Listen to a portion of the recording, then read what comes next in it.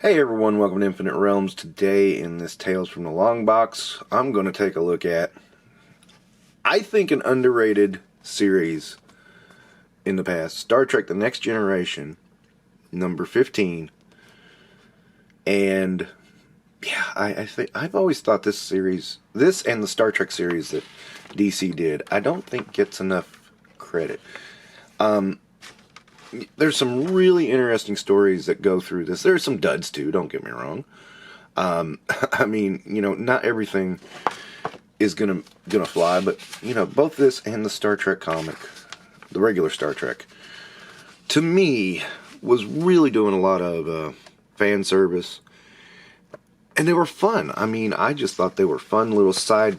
I mean, these were side stories, of course. Because, there's no way they can do anything that can really affect the series. But, these were fun little side stories that, I mean, it's sort of like many of the regular episodes didn't affect the overall story either. So, I mean, they set to one at the end, 9 times out of 10. So, it's nothing different than what we already had seen. But I did enjoy these. I mean, I thought the art was serviceable. I like that picture of the bridge right there with Picard walking in. That works so well. And, okay, Crusher looks a little rough, but, hey. And I don't get the empty body when we know, and then you just put the symbol there. I mean, if they cut it off here, I would have been okay with it. But the fact that they put the little Starfleet sign there, yeah, that's something. Oops, sorry. And you could have a little more fun with this, because I mean, it was like you get a little bit more fancy, because it's art. You don't have limitations of what you can do on television at that time. Because most of the time when Star Trek delved into creatures and stuff, it looked like shit. And here you just do with the art, and that's it.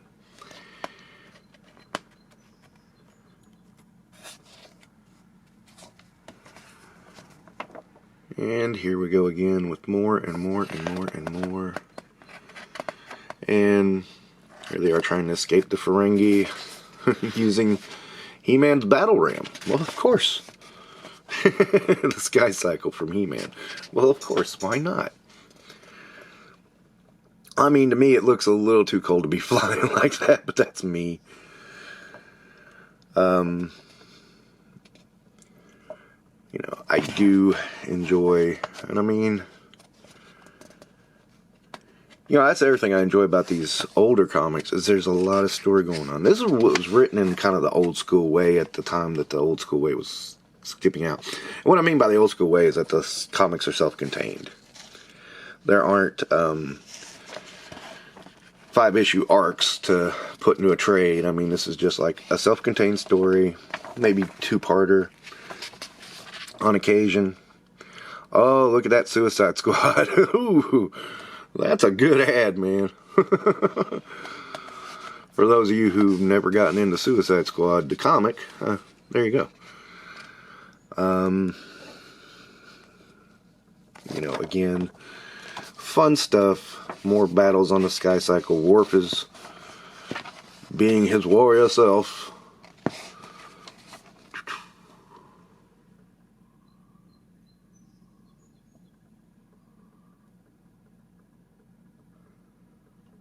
In the Ferengi, they were not mining Tidarium. And indicators that, yeah, we're gonna pick you guys up.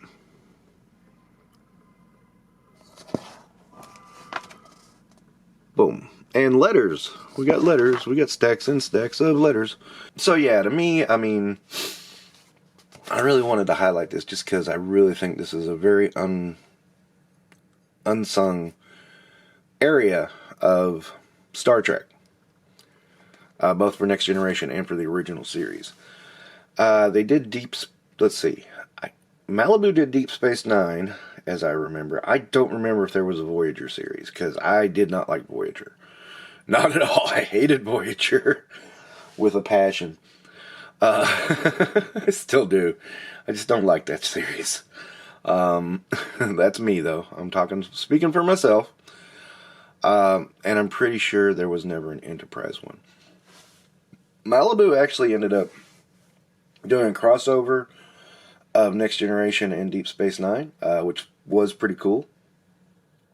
And later on, DC did a crossover of the Next Generation and the original generation. It was really well done. It's one of those things, after I read it, I was like, oh, you know what? They should do this with like the movies and the TV show.